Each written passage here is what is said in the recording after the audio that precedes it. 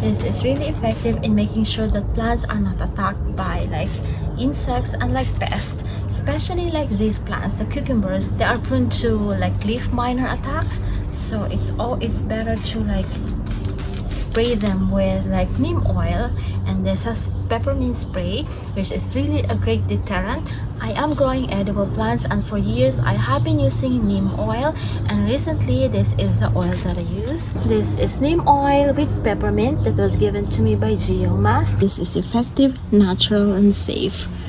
So this is really great for organic gardening. This is just made of neem oil and peppermint. Both are like plant-based, so it's like really great at like making sure that your plants are like pest free and then also like chemical free. Peppermint is also used to deter animals eating your garden, like the rodents for example. They don't like the smell of peppermint.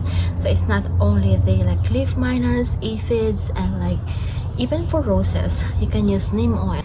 Usually you only get neem oil, but this or like peppermint, but this is a combination of neem oil and peppermint, which is great, and this is eco-friendly and sustainable.